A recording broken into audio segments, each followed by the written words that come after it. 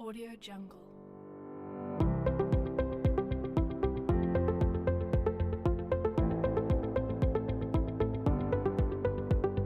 Audio Jungle. Assalamualaikum warahmatullahi wabarakatuh. Pada video ini, kami dari kelompok 5 ingin memaparkan materi mengenai sejarah ilmu pengetahuan manusia, ruang lingkup perkembangan ilmu pengetahuan, dan pengembangan ilmu pengetahuan. Nah, untuk mengetahui sejarah ilmu pengetahuan manusia itu, dimohon untuk tetap stay pada video ini. Kita akan menjelaskan materi tentang sejarah ilmu pengetahuan manusia. Nah, yang pertama itu sejarah perkembangan ilmu pengetahuan periodik pra-Yunani kuno. Catatan mengenai peradaban manusia yang paling awal tercatat berasal dari Timur Tengah, basisnya di Mesir. Nah, pada zaman prasejarah ini, nenek moyang manusia modern di Mesir sudah mengenal yang namanya bahasa. Nah, terbukti dengan adanya peninggalan tulisan-tulisan yang diukir di dalam gua. Tulisan-tulisan yang diukir di batu-batu dalam gua. Sejarah ini mencatat bahwa bangsa Mesir kuno sudah mengenal ilmu yang namanya ilmu bintang, ilmu bumi, arsitektur dan sebagainya. Nah, bangsa Mesir ini kemudian juga mengembangkan yang namanya papyrus atau sejenis kulit kayu yang dijadikan bahan tulis pada tahun 3000 sebelum Masehi. Kedua itu sejarah perkembangan ilmu pengetahuan zaman Yunani kuno pada abad 6 sebelum Masehi sampai 6 Masehi. Nah, pada zaman ini dianggap sebagai zaman keemasan yang memiliki beberapa ciri berikut. Yang pertama itu pada zaman ini dianggap pada masa ini kan orang-orang memiliki kebebasan untuk mengungkapkan ide-ide atau pendapatnya. Nah, pada masyarakat masa kini sudah tidak lagi mempercayai yang namanya mitologi yang dianggap sebagai suatu bentuk pseudo rasional. Masyarakat sudah tidak dapat menerima pengalaman yang didasarkan pada sikap receptive attitude atau sikap menerima begitu saja, melainkan menumbuhkan sikap inquiring attitude atau suatu sikap yang menyelidiki sesuatu secara kritis. Sikap belakang inilah yang menjadi cikal bakal tumbuhnya ilmu pengetahuan modern. Nah, sikap kritis inilah juga yang menjadikan bangsa Yunani tampil sebagai ahli pikir terkenal sepanjang masa. Ilmu pengetahuan zaman pertengahan atau Middle Age 6 sampai 16 Masehi. Zaman pertengahan atau yang disebut dengan Middle Age ditandai dengan tampilnya para teolog di lapangan ilmu pengetahuan di belahan dunia Eropa. Para ilmuwan pada masa ini hampir semua para teolog, sehingga aktivitas ilmiah terkait dengan aktivitas keagamaan, yaitu agama Kristen. Atau dengan kata lain, kegiatan ilmiah diarahkan untuk mendukung kebenaran agama. Semboyan yang berlaku bagi ilmu pada masa ini adalah Ancilla Theologia atau abdi agama. Sebaliknya, di dunia timur, terutama negara-negara Islam, justru terjadi perkembangan ilmu pengetahuan yang sangat besar. Kalau di daerah barat pada zaman pertengahan lebih berkutat pada masalah-masalah keagamaan, maka berbeda dengan peradaban dunia Islam yang saat itu melakukan penerjemahan besar-besaran terhadap karya-karya filosof Yunani dan berbagai temuan di lapangan ilmiah lainnya. Pada zaman keemasan kebudayaan Islam ini dilakukan penerjemahan berbagai karya Yunani, dan bahkan Khalifah Al-Ma'mun telah mendirikan rumah kebajikan atau House Wisdom pada abad 9 Masehi. Itu artinya bahwa perjalanan peradaban Islam sudah jauh lebih dulu terbentuk dibandingkan peradaban Barat.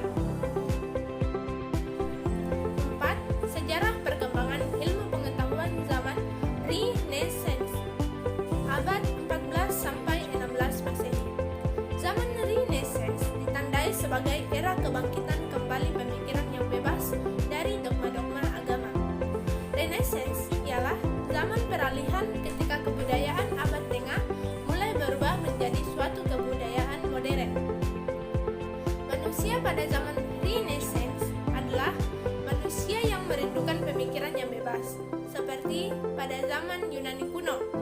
Pada zaman Renaissance, manusia disebut sebagai animal rasional karena pada masa ini pemikiran manusia mulai bebas dan berkembang. Manusia akan mencapai kemajuan atau progresnya atas hasil usahanya sendiri, tidak didasarkan campur tangan ilahi.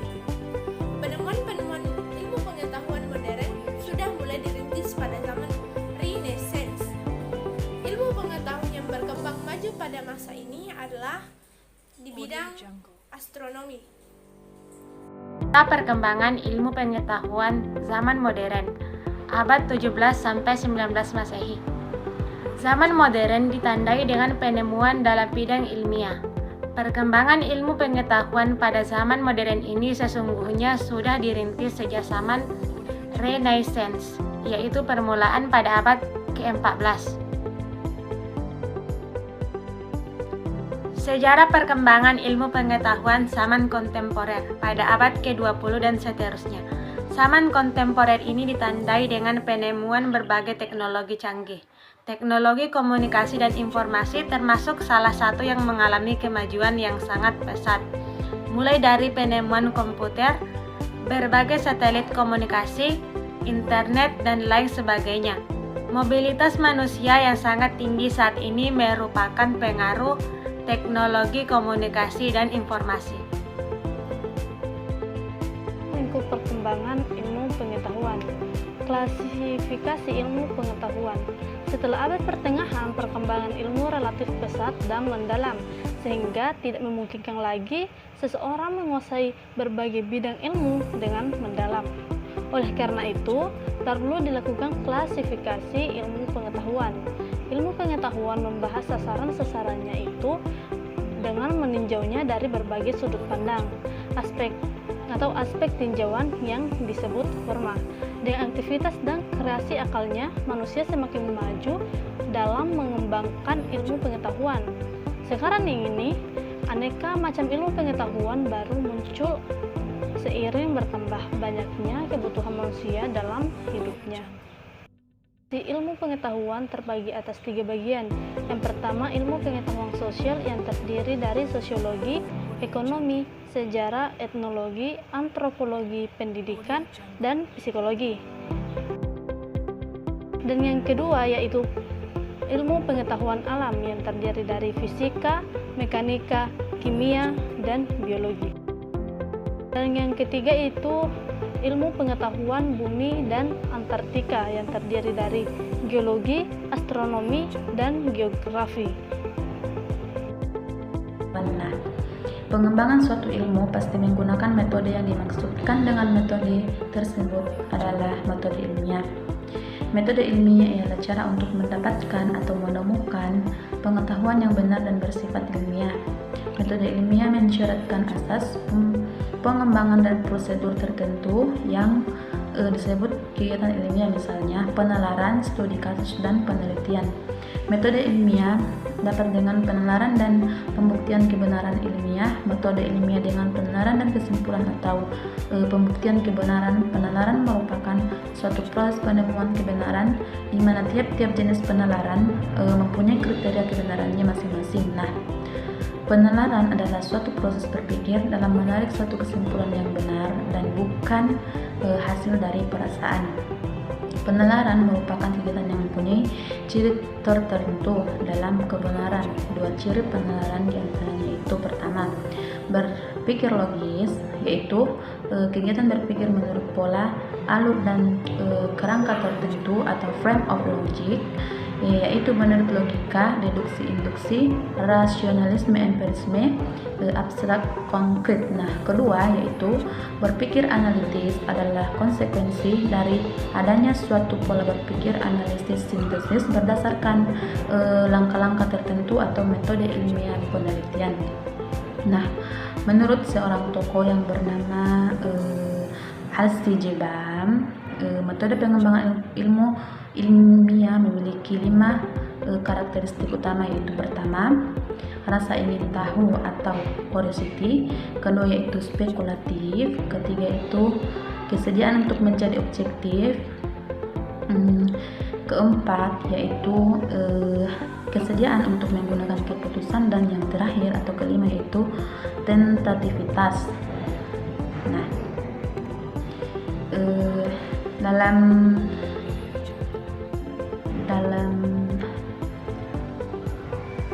kesediaan untuk menjadi objektif, BAN menyatakan bahwa kesediaan untuk menjadi objektif meliputi beberapa hal, yaitu pertama yakni kesediaan untuk mengikuti rasa ingin tahu ilmiah, kemudian kedua yaitu kesediaan untuk mau menerima, yang ketiga yaitu kesediaan untuk bertahan, dan yang keempat yaitu pikiran yang terbuka. Nah, dan yang keempat yaitu pikiran yang terbuka. Nah, dari materi-materi tersebut dapat kita ambil kesimpulan bahwa perkembangan ilmu sesungguhnya tidak bisa dilepaskan dari rasa pengetahuan yang besar, diiringi dengan usaha-usaha yang sungguh-sungguh melalui pendengaran, percobaan, penyempurnaan, dan berani mengambil risiko tinggi sehingga menghasilkan pertimbangan bagi generasi selanjutnya untuk mengoreksi, menyempurnakan, mengembangkan, dan menemukan penemuan selanjutnya. Faktor-faktor inilah yang kemudian menjadi spirit dan motivasi bagi pesatnya perkembangan ilmu pengetahuan dan teknologi. Hal penting yang perlu kita catat dalam hal ini adalah bahwa pesatnya perkembangan ilmu pengetahuan harus diimbangi dengan pengembangan moralitas spiritual, karena sebagaimana kita tahu bahwa ilmu pengetahuan hakikatnya adalah bebas nilai, tergantung bagaimana manusia mempergunakannya atau memanfaatkannya. Ilmu pengetahuan bisa berdampak positif, tetapi ia juga dapat memiliki dampak negatif bagi kehidupan manusia.